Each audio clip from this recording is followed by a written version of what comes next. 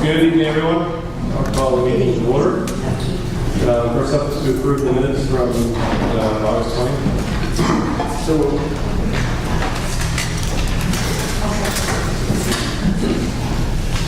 any comments? I guess one change on the first page in the 5 in the business, the last sentence.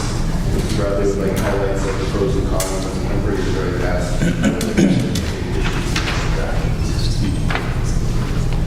So to change pros and cons to additions and subtractions.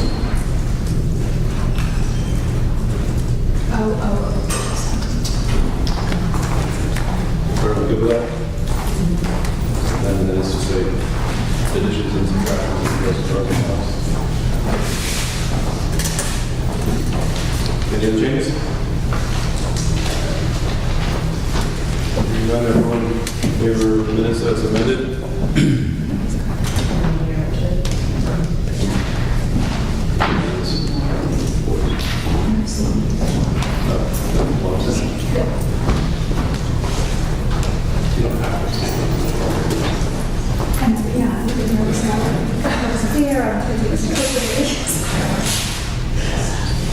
That brings us to citizen comments.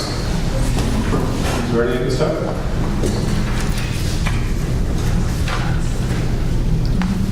Hearing none, we'll move on to presentation on school Wi-Fi networks.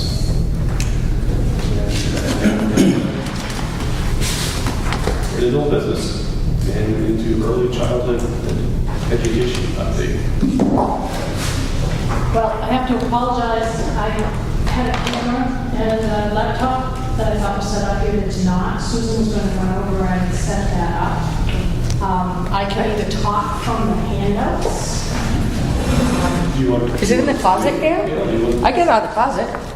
Maybe you want to do the pavilion first and maybe Joe and Susan can get the camera set up. That would be great. Okay. Here comes Susan. I won't be very long. I can do the update right now if you want. Perfect. Where you want me to approach or just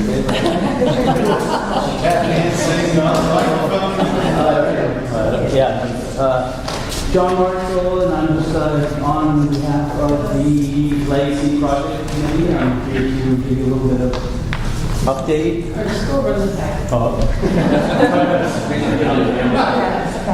Usually we back to the floor where people are close to stand.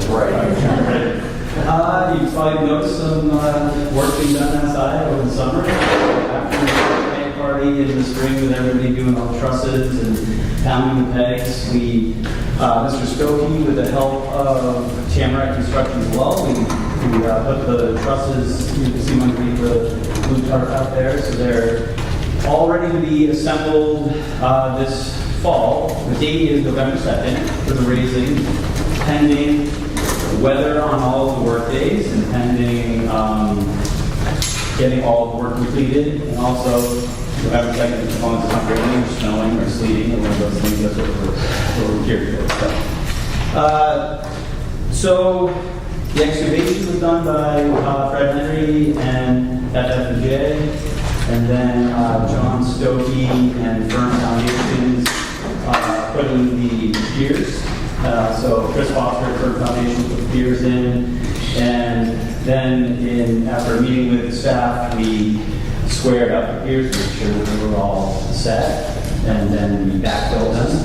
And so at this point, all the piers are squared up. They're all the spots for where the hinge is going to go, which are the bottom of the post. They're all geared towards or set aside to drill holes in the top of the piers, and then bolt goes in there, and then the foundation, the hinge is mounted to that. So the hinge, I don't know if you guys remember, but the hinge was the thing that took a long time to engineer and fabricate, and that was done by a company up in Berlin. So, and they did that all at cost. Actually, they donated all the time and material. So, we also last weekend, John and I moved all the timbers out. You can see them stacked up there. So we're doing the final timber joinery on them. And last weekend we did the braces and the purlins, and we routed into the purlins where they're going to be these things Simpson straps, which is a hardware bolt for the programs. And then, so we're on volunteer weekends. Saturday, I'm going to be spending the next Saturdays until November 2nd, volunteering with John and other volunteers after we have a set list of tasks and materials put together. If you know people that we might be able to reach out to that might be willing to give us some time boiling, or a trade that Kennedy, we've reached out to them and they've been receptive to that. High school students, there is some liability with running power tools. They have to be 18, at least 18 or with supervision. So we're working the best we can, and I think we've made a tremendous progress.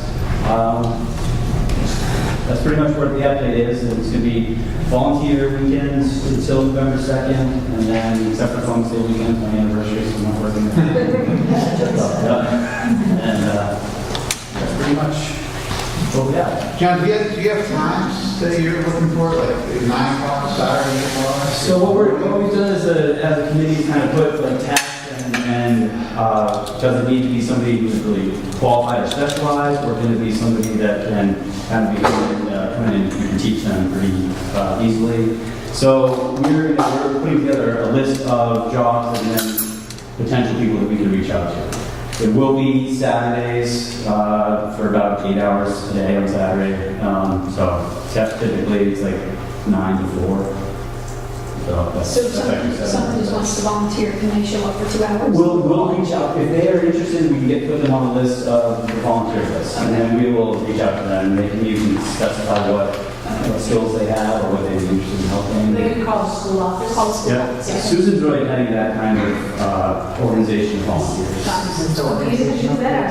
And so, and I know that there have been some delays, but I just wanted to mention one thing that I think having it take a little bit longer has actually improved in the education and also the volunteer opportunities for people. It may not, I don't know, it may not seem that way, but the longer it's taken, it actually has not seemed that we're crazy. Like working 3 jobs and trying to get this thing rushed and put up when it wouldn't have been safe, or we would have looked like crazy people trying to get this thing done. And so I think it actually showed the children that it's good to take a step back and say, you know, this sometimes happens, especially with a volunteer type position. You can't be saying, we need this done tomorrow or you don't get paid, kind of thing. And so it's just been a learning experience for us, and but also very rewarding in many ways, seeing all the different people that are coming forward and offering, and all of the also the donations that can come from the children. So that's all I have. I hope that wasn't too long. I was trying to talk to you guys a lot. So, I have one. So have you mentioned to the kids that there's a possibility of otherwise November 2nd is not going to happen? They all... We actually have not told them November 2nd yet. Oh, yeah. So we have not put that until tonight. Yeah. And I would assume around there sort of the latest that probably is going to happen this year. What's that? If for some reason you missed the November 2nd. Yeah. Probably looking at spring before... Well, I mean, it depends. It all really depends. Yeah. I mean, I think we reached it in December last right. year. So I was breaking So there's no criticism where you are. Yeah. I guess that's one of those things where it's weather dependent, because we don't have a cover space in June for it. Yeah. And we guarantee, like, I know it's going to take me about 10 hours to do this, or, Yeah. but if it's raining, I can cover miles, and then that's a little frustrating for me just because of the work environment, but it's also good to have it out there where we can see stuff happen. Yeah. Well, it was on a schedule that had to be done by X date. It would have been done by a general contractor, which would have been no educational value whatsoever. That's the other point. I mean, that's another thing that I've learned too, is maybe on these projects you see out in the community who's a general contractor that could possibly volunteer some time to say, all right. But then we've learned again. I don't know. It's I mean, it'd be better that it wasn't done that way, you know. maybe. Yeah. And the fact that it's all been done under donations, I mean, one of the things that we were adamant all along is that, you know, we can't add it to the budget, but, Right. and so that, you know, with those factors going into it. I think that it's been a pretty neat project so far. Yeah. Thanks for your effort. Definitely, and it has been an effort by several people, and that's really community-based education and community experience. So appreciate it. Thanks, John. Ready to roll? I think so. I hope everybody can see. You might want to move over to this end because we don't have a screen tonight, but we'll try to stand at the wall. So, for those of you who haven't been to last month's meeting, I proposed some changes to the proposal that went to the voters last year at the request of the board. To take a look at several different options, including the 4-year-olds with the kindergartners or the K-1 group, to have another way of housing the kids if it was 3 and 4-year-olds within the school building. The parameters were not to use another building separate from us, but how could we have them on site? And it appeared pretty clear to us that the basement, moving the library down to the basement space wasn't an option that the community felt comfortable with, so that was off the table. So I'm going to present this, go through several of the slides, and then I'll be happy to take any questions at the end that you might have. Let's see. I'm an apple girl. Let's see.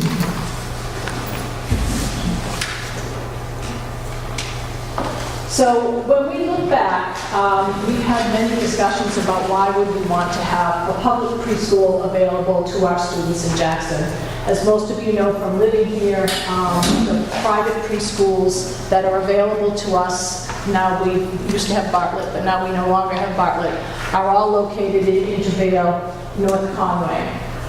So if we were to have a public preschool here, we can ensure that every preschool-age child in our community has access to a quality preschool program.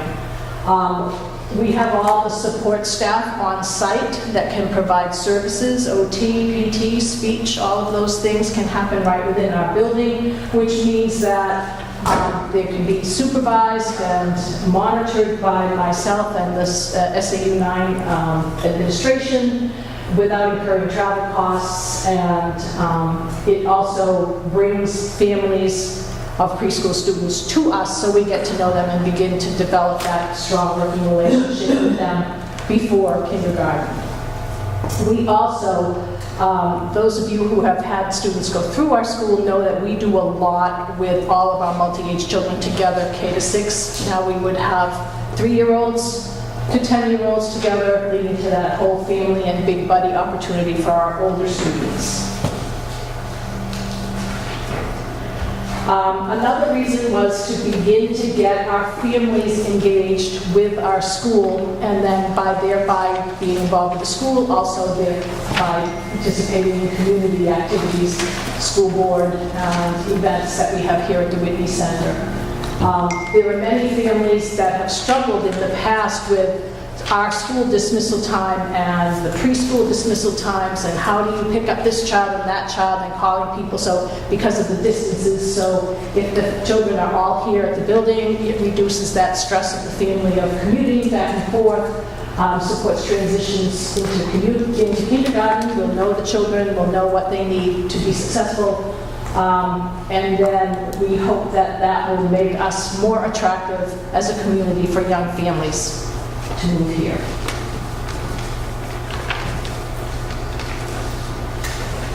So we have been adding to this timeline as we went along, but I thought it would be worthwhile to just review it quickly.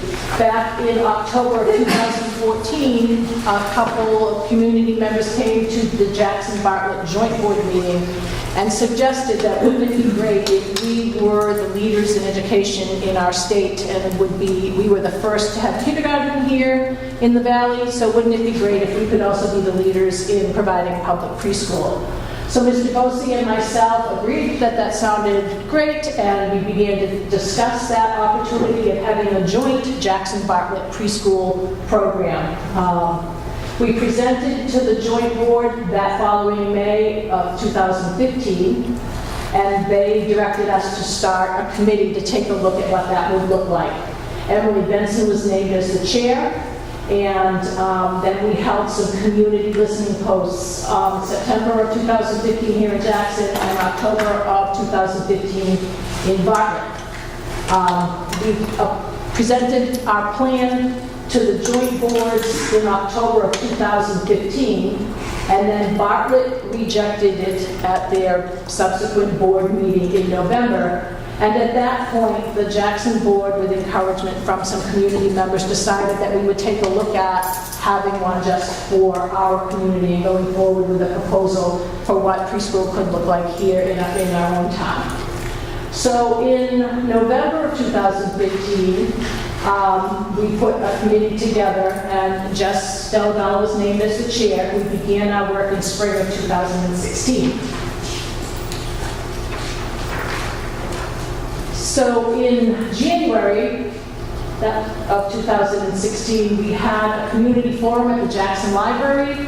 We had invited stakeholders from the entire community to come and have conversations with us and give us feedback about how they felt about that, what they would want to see, what their concerns, what their questions were. And we also sent out surveys that made them available to everyone in the community via the email we had them at the library, we had them around town to gather more feedback about the community's thoughts about that. You'll see in February, April, and May, Dan Mahood, who was a former board member, Jessica, and myself gathered all the facts and the information to respond to what we heard from the community. And then we also attended a Jackson Selectmen's meeting to inquire about public buildings, the small library, different venues around town to look at availability of space.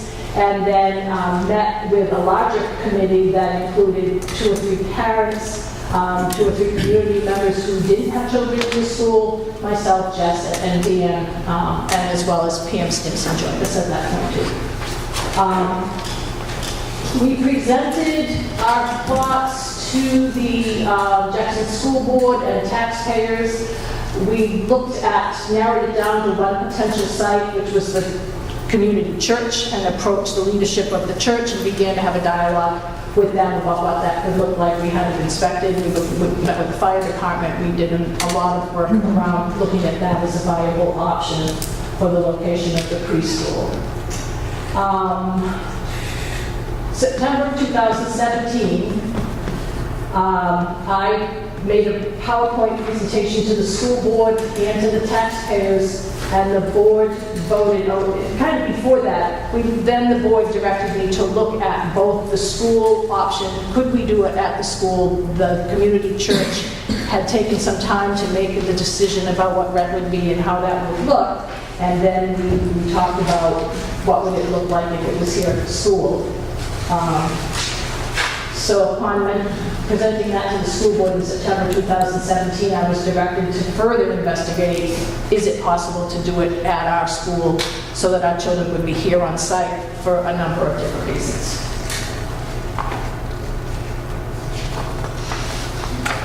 So in October 2017 is where I did a breakdown of what it could look like at the church versus what it could look like at the school. And then I asked for additional time to just talk to the faculty about how we would do that if it was in the school, because it would involve moving some classrooms around and looking at different configurations of the grades and a number of different options that would impact the other students in the building. So in November, I brought the plan back that we discussed and narrowed it down to the staff in terms of their priorities of what looked like it would work best for all of us, and sent the budget through with a request to build a library to replace our current library in the basement of our building, and have a new media center in the basement. We met with the facilities committee to review that plan at the end of November, and in December, we all kind of pulled that all together and decided that that was the option that we would bring forward to the voters, to have the library in the basement and then the preschool upstairs in one of the many rooms, depending on configurations. So since then, as you all know, we went to vote last spring. We had a tie vote And I was asked again to look at the option of how we could do it in the school without using the basement. So that's kind of where we're at this point. I met over the summer with the leadership SIP team made up of some of the other principals, Emily Benson, yourself, some childhood education providers from Conway. The end of the school year last year, I did a faculty meeting with the staff, and we kind of put up and brainstormed different ways that we could potentially provide preschool and add a preschool to our building. And so that brings us to tonight's presentation of how that would look to bring a preschool into our current building with the space that we've got there, not including the basement. And I just said all that. Show you the kid picture of the kids on the slide. So what we think we've heard from taxpayers is that, here in Jackson, is that we do have a community that really cares about the kids, really cares about our schools. They generally support our school budgets and have been very supportive over time. And we also agreed that early childhood education was important, and early intervention for kids was critical to getting them to really need to go to maximize their full potential. We also recognize today that more parents than ever need before and after school childcare, and that we have great quality preschools in the Valley, but for some families, whether it's tuition or distance or family needs one vehicle, it's a number of different things. Not every child in this community can get to a quality preschool for care. We also heard that Jackson taxpayers are concerned about their tax rate and want us to be fiscally responsible with their dollars, and that they do want to continue to have choice of where their children go to school. That on the last point, as I mentioned earlier, more people felt like if we were going forward with a preschool option, it should be here in our own community for a number of reasons. This is just by way of information. Our population varies here in our building, but it also varies at the preschool level in terms of tuition that we need to pay for students who have been identified at the age of 3. We are required to provide services to kids at the age of 3 who aren't making their developmental milestones in a number of different areas. So this is, you can see it varies from $0 to $17,000 a year in terms of tuition that we're paying to private preschools for some of our preschoolers.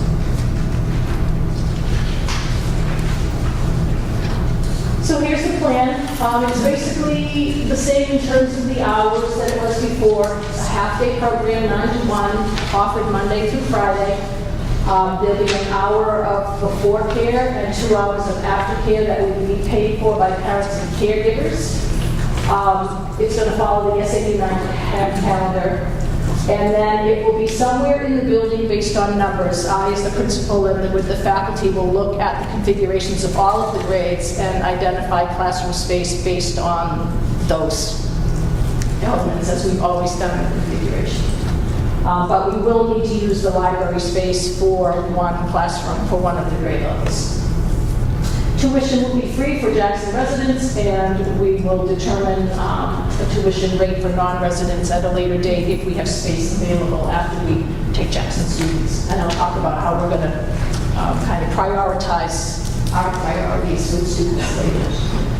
Well, 50% teacher and a full-time assistants with transportation providers provided by their caregivers. So according to the census information we have, which I mentioned to someone, it's really hard to predict. People not only move in and move out, we don't often know that someone's got children that have moved into town if they're preschool age. They're not required to register either 3 if they're concerned about their child or 5 if they're not. So the families we know about, we've got 10, 12, 3, and 4-year-olds. And again, as someone pointed out, they're not guaranteed to all come. It's a parental option.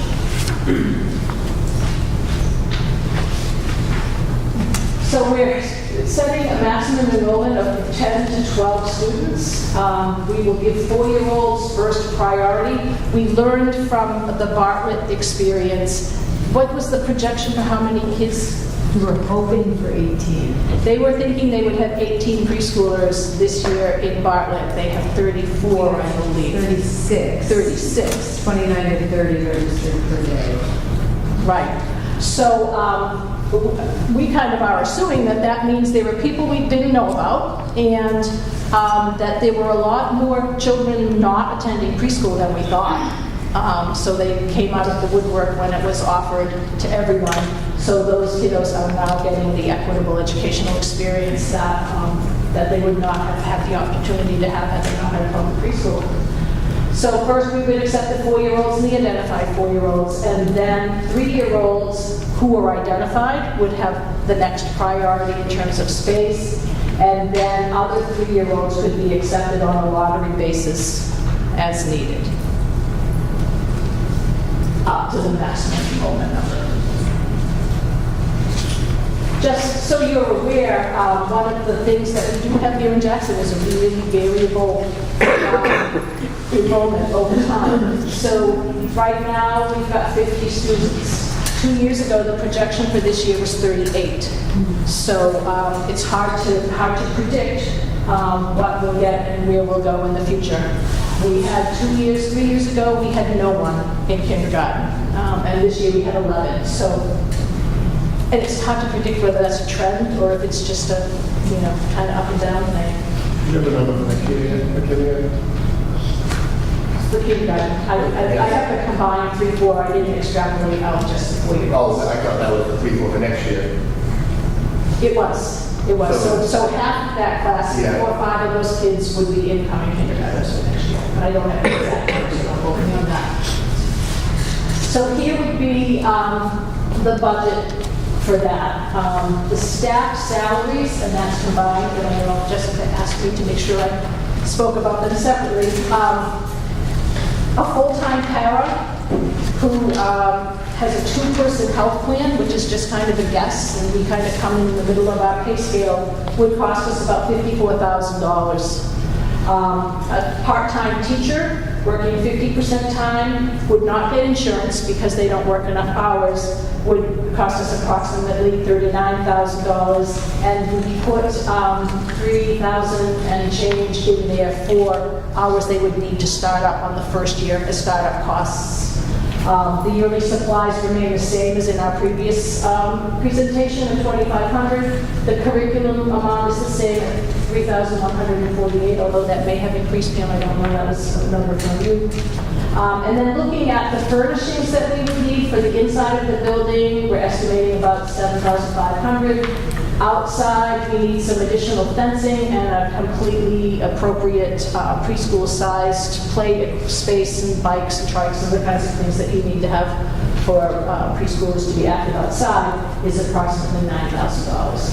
So the total for the first year, with the startup expenses included, is $120,576, which amounts to about $30 per thousand. 30 cents, not $30, 30 cents per thousand on the tax rate. If we didn't have the startup expenses, it would be just over $100,000 at 26 cents per thousand on the tax rate.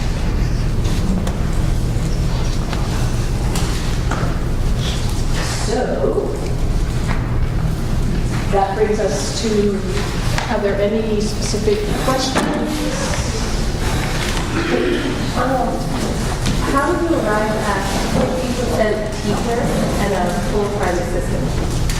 We have a before and an after school program, so we need someone to be here before the program starts at 9. So we're assuming that's about a half hour, 45 minutes, and then we need someone to be here after that teacher leaves from 1 to 3. So, But the 9 to 1, that is the teacher hours? yes, And then and the other ends are the para. Yeah. And that para would take lunch duties and recess duties and things to enable the teacher to have plenty of time and things like that. We'll adjust that schedule as need be.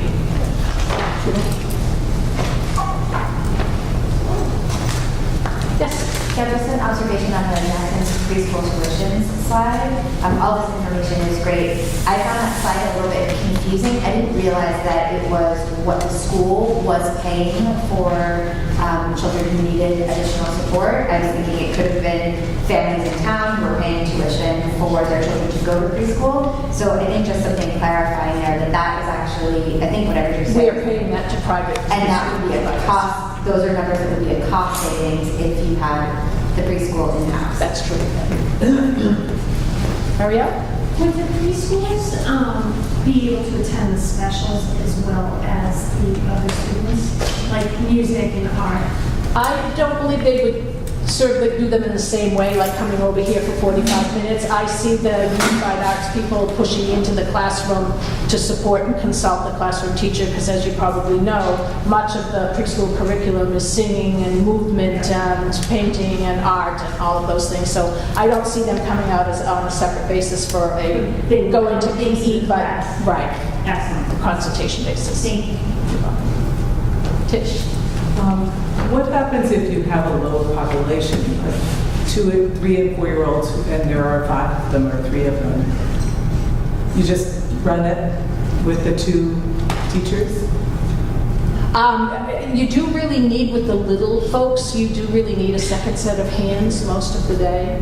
So there is a place where, and we haven't really set a number on, if there's only 2 or 3 children, it's not probably good for the kids either, as socialization is really what you want.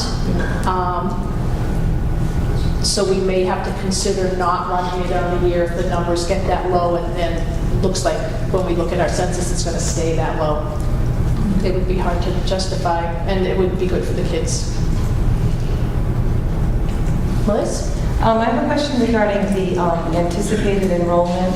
So if there's 12 students and they're with the para for an hour before and 2 hours after, is there a state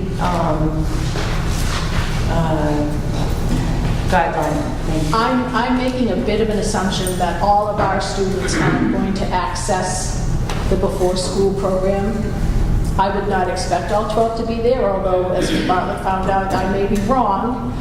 However, we do have other teaching staff in the building, and much like we do on a day-to-day basis at Jackson School, we cover each other, we work it out so that kids can be in a different room until, we'll work with our current staffing to make sure that there is sufficient coverage for 12 students if we get 12 preschoolers. So is there a state guideline that dictates, is there a state guideline that says X Not for a or Y? public school program. It's a different governing body than the private preschools have to meet this criteria for. Micah? The before and after care is optional and is paid by the parents. That's true. So it's also a system wherein if there needs to be, if the current teachers can't cover it, there's also a financial stream coming into the school to be able to support if there needs to be additional support. Like, for example, all 12 kids. Right. The before care and after care, it's not a burden on the budget as it stands. Because we're charging those parents for that before and after care, so we would have some dollars to pay if we needed to. Yep. Yeah. Just had a follow-up comment, question to Pam's comment. Yeah, 3D, you said, when you made your comment, the 29 kids that are coming to the Bartlett program, are those all Bartlett residents? They are. Does Bartlett offer any tuition? None at this time. We're looking at that in the event in the future. There was space and employees wanted to bring perhaps, or another community wanted